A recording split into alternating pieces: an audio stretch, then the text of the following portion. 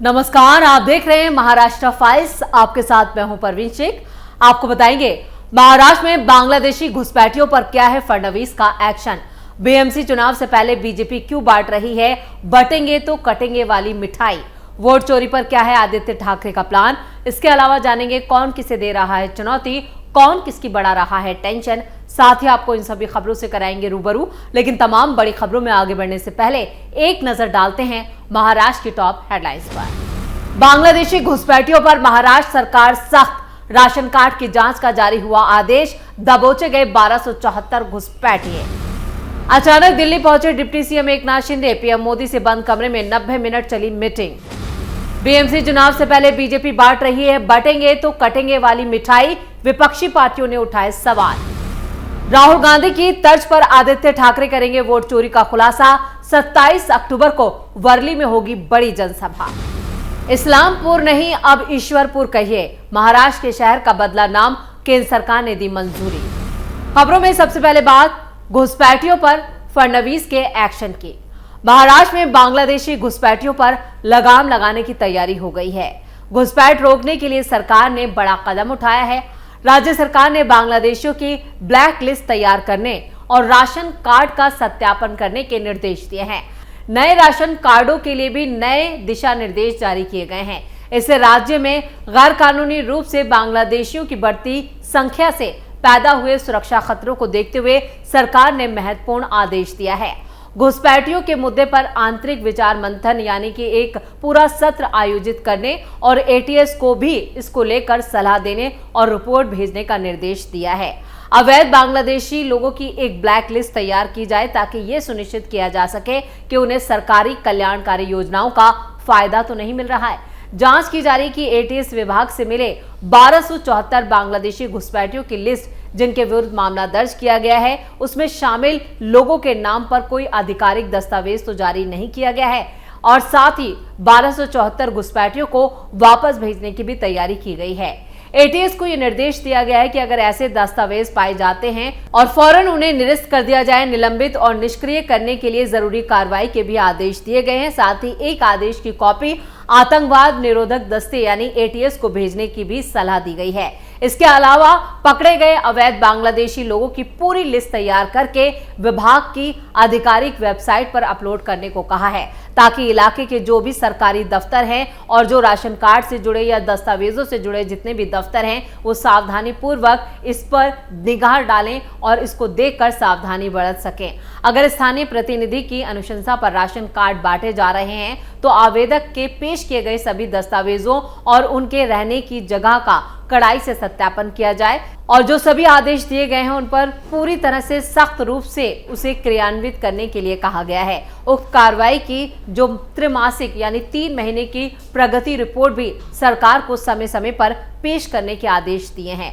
फडणवीस सरकार ने इसको लेकर एक खास मीटिंग की थी जिसमें सभी जांच एजेंसियों के अधिकारी भी मौजूद थे और इसी मीटिंग में सीएम ने ये सख्त निर्देश दिए हैं कि अवैध बांग्लादेशियों के खिलाफ जो आदेश जारी किए जा रहे हैं उन पर काम हो रहा है या नहीं इस पर भी निगरानी रखी जाए। यानी एक निगरानी टीम भी बनाई गई है और जो 1274 बांग्लादेशी अब तक पकड़े गए हैं महाराष्ट्र में उन्हें वापस भेजने की तैयारी की जा चुकी है।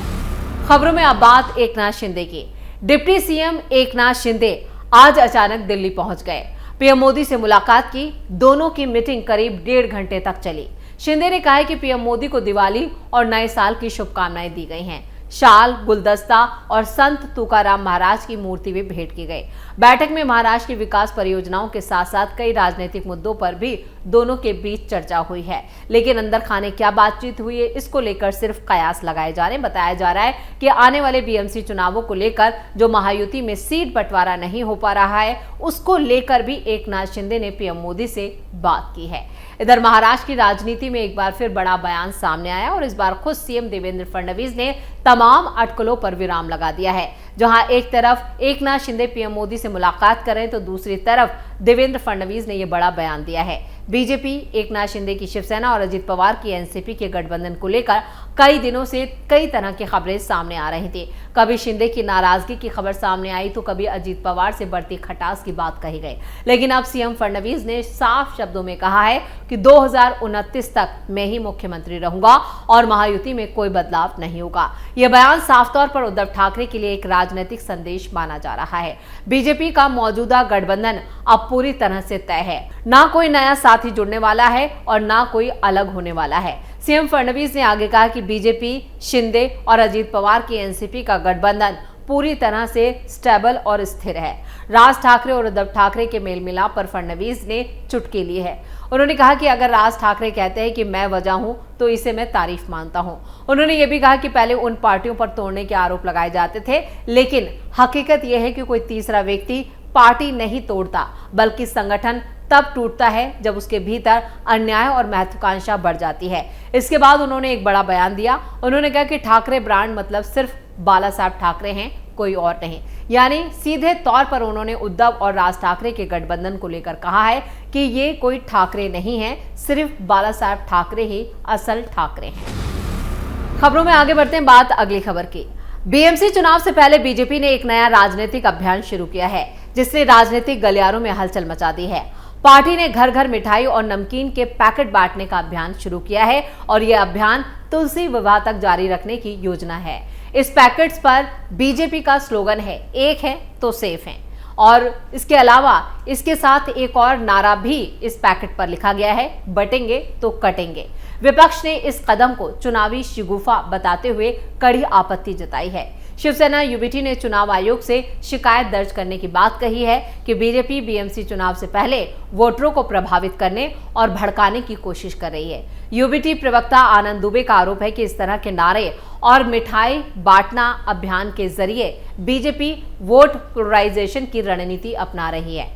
उनका कहना है कि यह अभियान सिर्फ मिठाई बांटने तक सीमित नहीं है, बल्कि इसके जरिए लोगों के मन में धार्मिक और राजनीतिक भावनाएं भड़काने की कोशिश की जा रही है। बीजेपी उत्तर भारतीय सेल के नेता संजय पांडे ने साफ किया है कि यह कोई चुनावी प्रचार नहीं बल्कि सामाजिक जुड़ाव का कार्यक्रम है, जिसे पार्टी कार्यकर्ता दिवाली और तुलसी विवाह जैसे मौकों पर समाज से संवाद बढ़ाने के लिए कर रहे हैं, जिसमें किसी तरह की राजनीतिक नियत नहीं है। हालांकि महायुति गठबंधन में शामिल एनसीपी यानी अजित पवार गुट ने भी अपने सहयोगी दल बीजेपी पर निशाना साधा है। अजित पवार गुट के प्रवक्ता आनंद परांजपे ने दिवाली के मौके पर दिए गए कुछ बयानों पर तीखी प्रतिक्रिया दी है। उन्होंने कहा, दिवाली खुशियों का त्योहार है। जिन्होंने ये स्टिकर लगाया है उन्हें सोचना चाहिए, जिस डेयरी से दूध आया है, जिस कारीगर ने मिठाई बनाई है, क्या वो सिर्फ हिंदू था?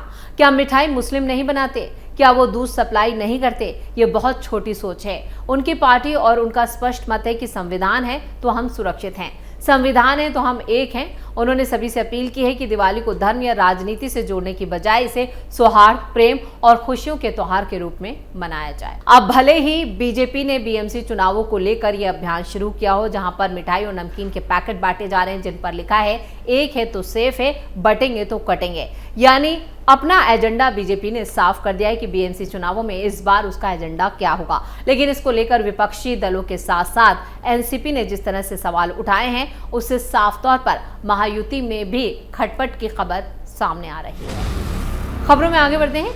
शिवसेना यूबीटी के विधायक आदित्य ठाकरे 27 अक्टूबर को वोट चोरी को लेकर एक बड़ा खुलासा करने वाले हैं। संजय राउत ने कहा है कि वोट चोरी का ये खुलासा राहुल गांधी की तर्ज पर किया जाएगा, जिन्होंने हाल ही में वोटर लिस्ट में गड़बड़ी और धांधली को लेकर चुनाव आयोग पर सवाल उठाए थे। सोमवार को ही उद्धव गुट वर्ली में एक जनसभा का आयोजन कर रहा है। बीएमसी चुनाव से पहले उद्धव गुट की इस जनसभा को एक ट्रेलर के तौर पर देखा जा रहा है। आदित्य ठाकरे क्या करेंगे खुलासा, ये तो अलग बात है, लेकिन संजय राउत ने दावा किया है कि बीएमसी चुनाव से पहले सत्ता पक्ष की तरफ से वोट कटिंग और फर्जी नाम जोड़ने का खेल चलाया जा रहा है।